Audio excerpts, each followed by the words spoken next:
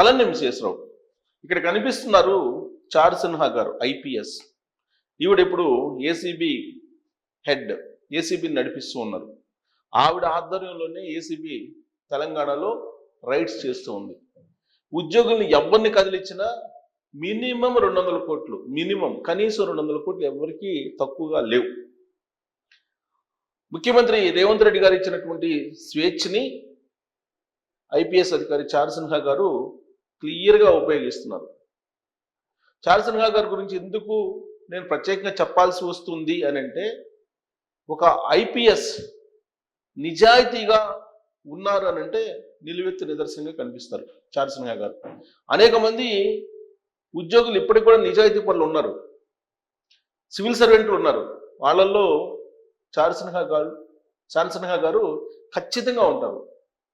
ఎందుకంటే నేను ఒక ప్రకాశం జిల్లాలో ఒక పేపర్కి ఇన్ఛార్జిగా పనిచేస్తున్నప్పుడు ఎస్పీగా పనిచేశారు చార్ సిన్హా గారు. ఆవిడ ఎంత నిక్కచ్చిగా ప్రజల కోసం, లా అండ్ ఆర్డర్ కోసం తపన పడుతుంటారో నాకు తెలుసు స్వయంగా. ప్లస్ నిజాయితీగా ఎలా ఉంటారో కూడా తెలుసు. అందుకే ఇప్పుడు ఏసీబీ బాధ్యతలను ఆవిడకి అప్పచెప్పారు తెలంగాణ సీఎం రేవంత్ రెడ్డి గారు. తెలంగాణలో అవినీతి పరులైనటువంటి ఉద్యోగులను వెంటాడి పట్టుకుంటున్నారు ఆవిడ.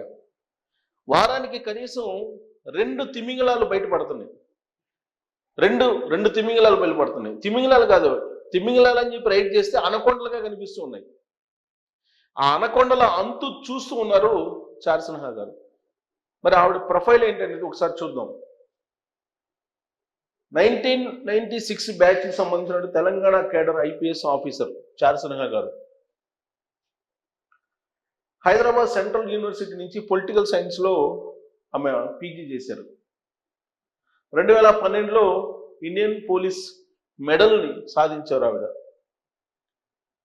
2018 నుంచి 2025 వరకు సిఆర్పిఎఫ్ ఐజీ బాధ్యతలను నిర్వహించారు.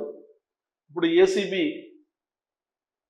చూస్తున్నారు. దేశంలోని మొట్టమొదటి మహిళా సిఆర్పిఎఫ్ ఐజీగా కాశ్మీర్లో విధులు నిర్వహించారు చార్ సిన్హా గారు. 2025లో తెలంగాణ అడిషనల్ డీజీపీ హోదాలో సిఐడి చీఫ్గా ఆవిడ పనిచేశారు. 2025లో సిఐడి చీఫ్గా, అంటే రేవంత్ రెడ్డి గారు అధికారంలో ఉన్నప్పుడే సిఐడి చీఫ్గా పనిచేశారు డీజీపీ హోదాలో.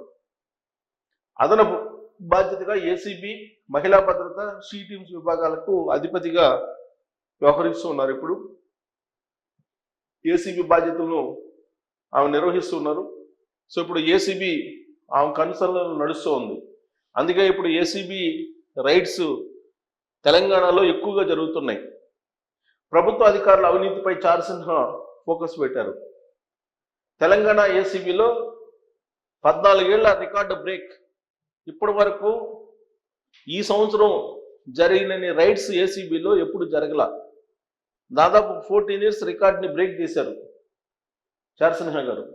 ఆర్ఎన్బి ఇంజనీర్ మోహన్ నాయక్ నుంచి 18 కోట్లు స్వాధీనం చేసుకుని ఆయన ఆస్తులను లెక్కిస్తే 200 కోట్లకు పైన ఉన్నాయని చెప్పి తెలిసారు. ఇక ఏఎస్పీ భుజంగరావు ఫోన్ ట్యాపింగ్ కేసులో నివాసాల్లో సోదాలు 6 కోట్లు బయటపడ్డాయి. ఆయన ఆస్తులు కూడా 200 కోట్ల పైనే. రీసెంట్గా డిఎస్పీ భీమిరెడ్డి ఆస్తుల్ని తనిఖీ చేస్తే 200 కోట్లు బయటపడ్డాయి. అవినీతి సొమ్ము ఏసీబీ పట్టుకుంది.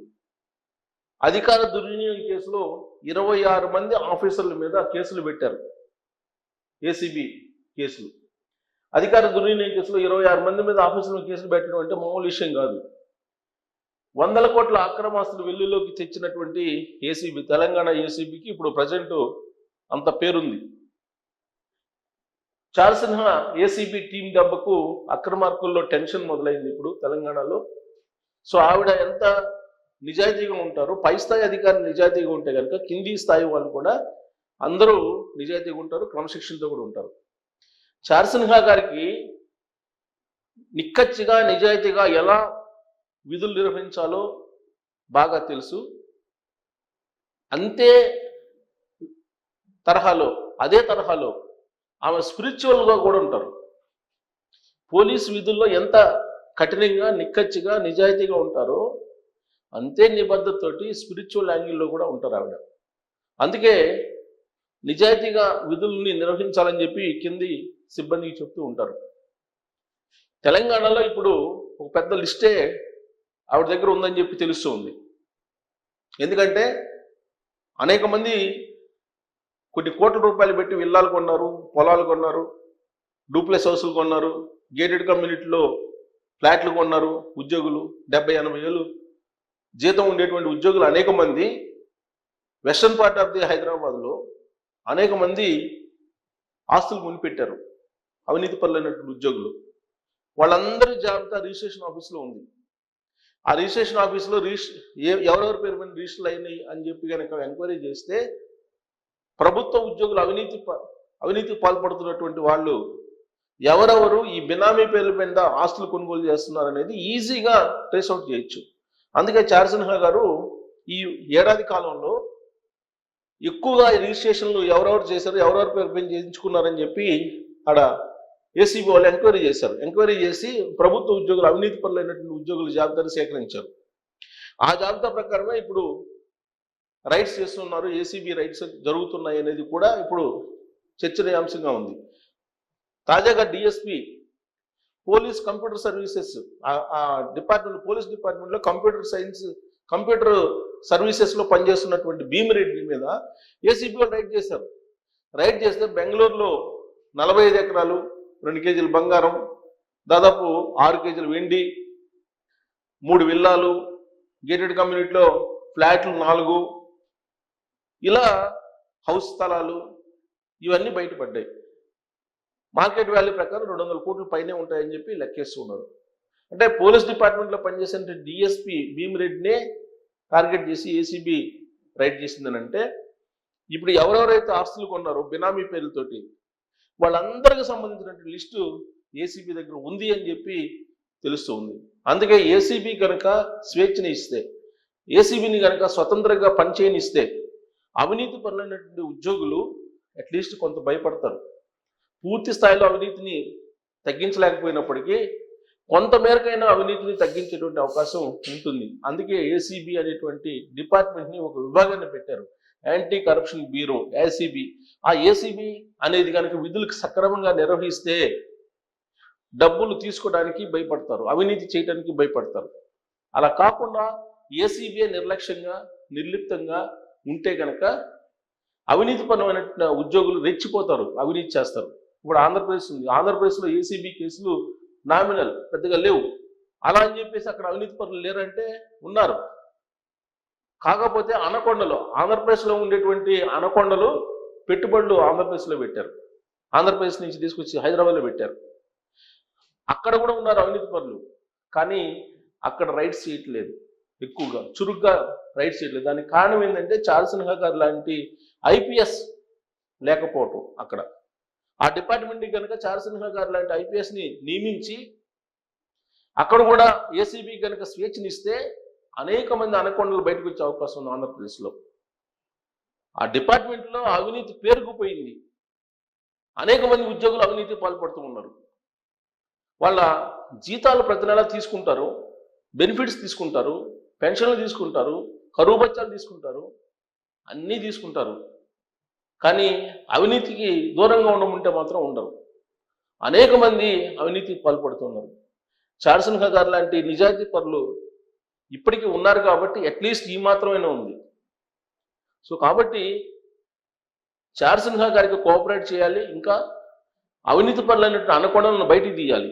సో అందుకే ఏసీబీకి మీరు సమాచారం ఇవ్వాలి. సమాచారం ఇస్తే అట్లీస్ట్ కొంతమంది అయినా పట్టుకునే అవకాశం ఉంది. అందుకే తెలంగాణలో టోల్ ఫ్రీ నెంబర్ ఏసీబీది 1064. ఈ నెంబర్కి కనుక మీరు ఫోన్ చేస్తే ఎవరైనా అవినీతి పాల్పడుతున్నా, అలాగే ఆదాయానికి మించి ఆస్తులు ఉన్నాయని చెప్పి మీ దగ్గర సమాచారం ఉన్నా 1064కి ఫోన్ చేసి కంప్లైంట్ చేయొచ్చు. ఇది 24/7 పనిచేస్తూ ఉంటుంది ఈ నెంబరు. ఇక ఆంధ్రప్రదేశ్కి సంబంధించినటువంటి ఏసీబీ టోల్ ఫ్రీ నెంబరు 100-4400 లేదా 1064కి అక్కడ కూడా చేయొచ్చు టోల్ ఫ్రీ నెంబర్. సో మీ దగ్గర సమాచారం ఉంటే కనుక ఆంధ్రప్రదేశ్కి సంబంధించి 14400 లేదా 1064 టోల్ ఫ్రీ నెంబరు. వీటికి ఫోన్ చేసి కనుక మీరు చెప్తే మీ పేరు రహస్యంగా ఉంచుతారు. అవినీతి పరులైనటువంటి ఉద్యోగులు ఎవరైతే ఉన్నారో వాళ్ళ ఆస్తుల మీద రైడ్ చేసి ఏసీబీ కేసు బుక్ చేసి అరెస్ట్ చేస్తారు. కాబట్టి సమాజం నుంచే ఏసీబీకి సహకారం రావాలి. దానికి తగిన విధంగా చారుసింహ గారు లాంటి ఆఫీసర్స్ కూడా ఉంటే ఖచ్చితంగా సమాజానికి న్యాయం జరుగుతుంది. మరి తెలంగాణలో ఏసీబీని చూశారు, మరి ఆంధ్రప్రదేశ్ ఏసీబీ మీద మీ కామెంట్ ఏంటనేది తెలియజేసి. Thank you.